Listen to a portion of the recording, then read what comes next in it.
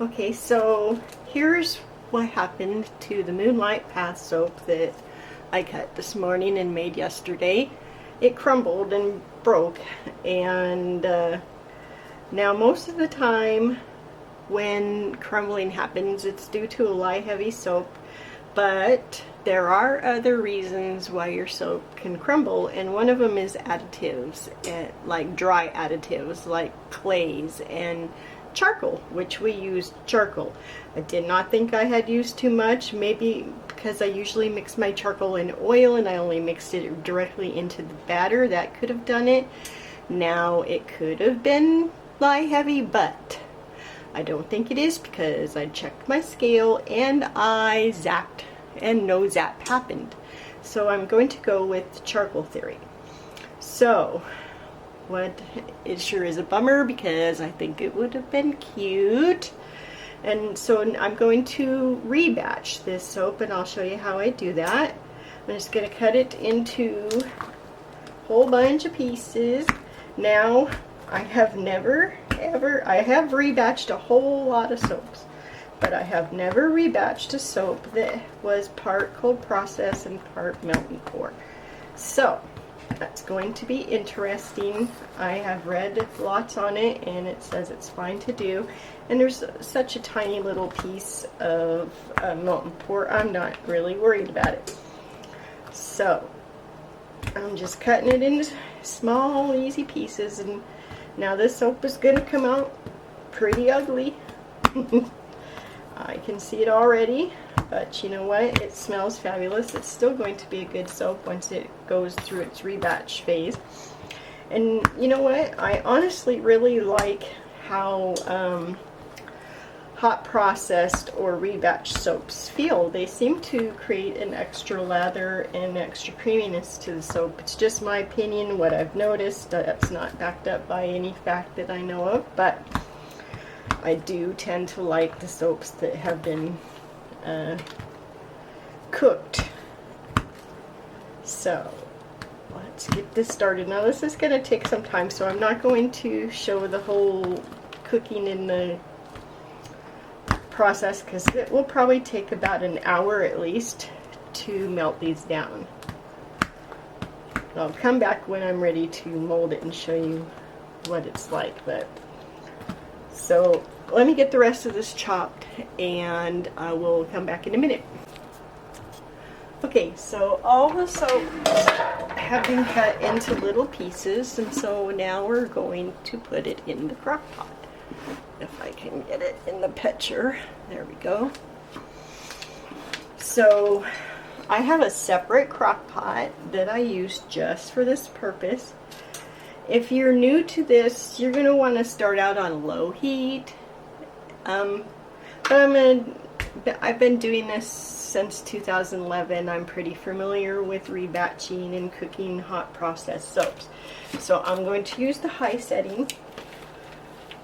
And I'm just going to add all my little pieces of messed up soap. And it's a lot. I'm glad I didn't make a huge batch of this, because I don't have more than one crock pot for soap making, and this won't hold anything bigger than this.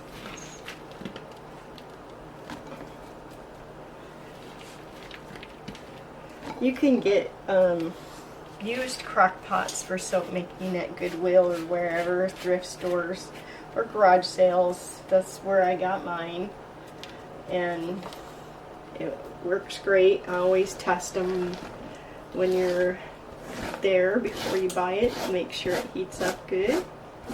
Most people just get a crock pot from someone and then they're like, I don't use it, so they turn around and sell it.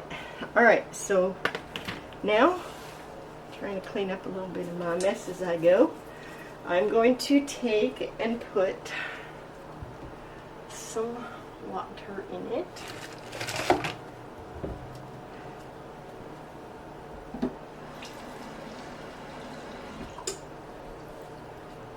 So I'm just going to use probably about 2 ounces right now, and we'll see how it goes later. if I need to add more. So I'm going to put this to cooking, put the lid on it, and check it about every 15 to 20 minutes, see where it's at. You do want to keep your eye on hot process or rebatch soaps, because if you leave them, they do have a tendency to volcano. So keep your eye on it, check it about every 15 to 20 minutes. So I'll be back when it's ready to scoop into the mold. Okay, we're back. It's been probably about a half hour to 45 minutes, and you can see it's starting to melt. So I just like to give it a little stir, make sure it gets all mixed in.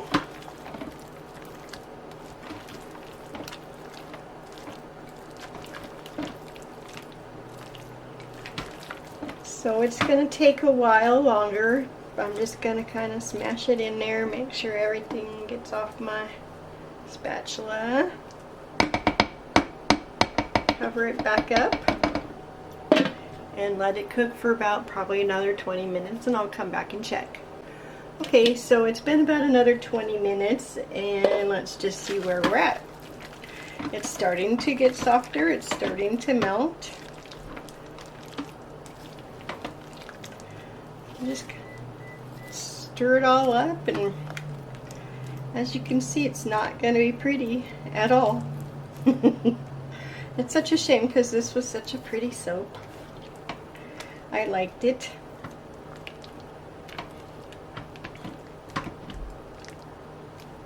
I can see the stars have just about all melted in here.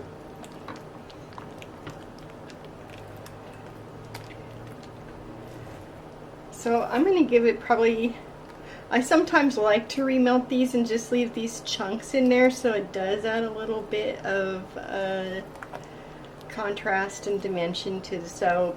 So I think I'm going to do that. I'm going to let it cook probably about 15 more minutes, and then probably come back and scoop it.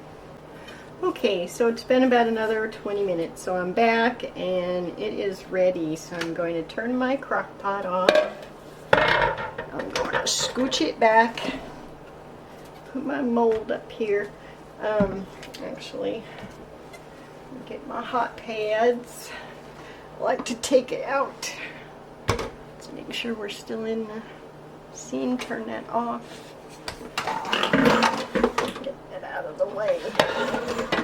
Okay, so I'm going to try to get all of this in the same shot. I'm hot. I'm going to do my best. Alright, I have to probably zoom out a little bit. Make sure you use your hot pad, because it is hot. So now I'm going to give it a little stir.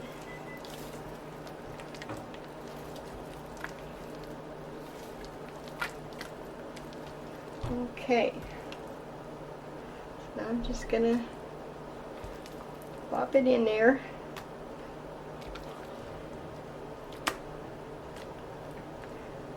Smush it out a little bit.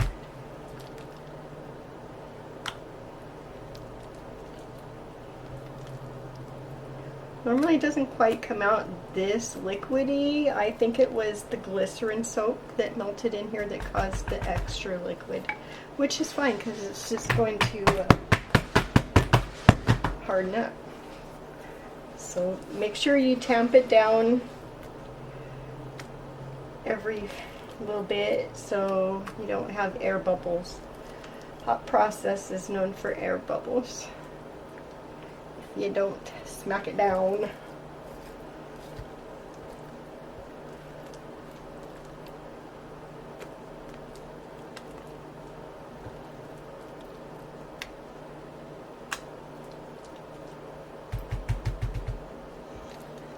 Let's give it another.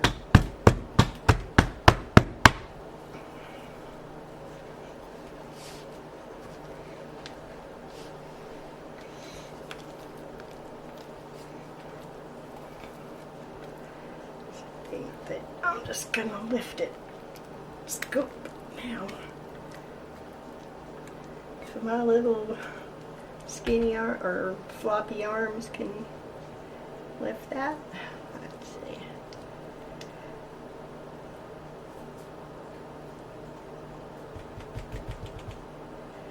Now, it's a little bit more than when I made it the first time, because remember we added about 2 ounces of water to it. It will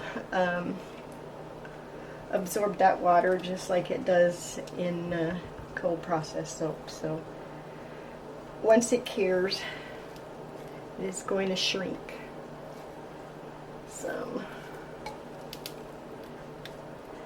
This is what we ended up with. Hopefully it will still look kind of cool, because like I said, I didn't want to melt it completely, so I could still have some little bit of color from the purple and the blue in there. But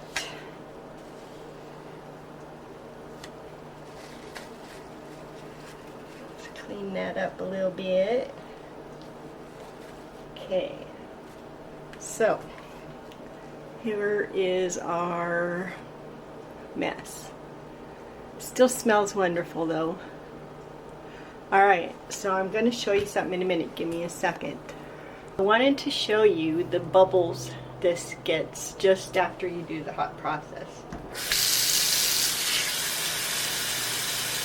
See how it's already making all those bubbles?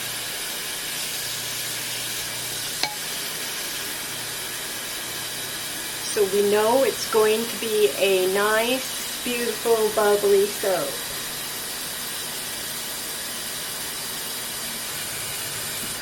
Alright, so how awesome is that? So that's, like I was saying earlier, that's one of the things that I love about hot process soaps, is it seems to me more bubbly and creamy after you've done that. So anyway, I hope you enjoyed the video, and I hope you learned how you can actually save a mess that you made. So thanks for watching, everybody. Okay everyone, we're back today to see how the cut of the rebatched Moonlight Path went, and as you can see, it's not a very pretty top. It's very rough, but you know, this is what you get a lot of times with the rebatched or hot process soap, but still smells wonderful. My son, what did he call it? Oh crap, I can't forget. It looks like volcano ash is what he said. So let's see how it came out. Alright, so it's very gray, but you can still see some specks of the blue and purple in there, so that's kind of what I was hoping to achieve. Let's go ahead and cut it and see what happens. Hopefully it's going to work out better than it did yesterday when I cut it. I'm sure it will. I have faith. Alright, let's see what we got.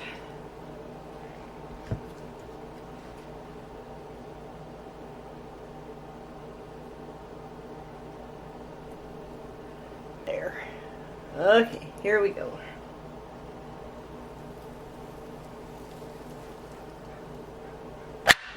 Much easier to cut. Well, you know, could be worse. I actually kind of might like it a little bit. I mean, it's not what I was going for by any means, but it's still a wonderful soap. And it has uniqueness.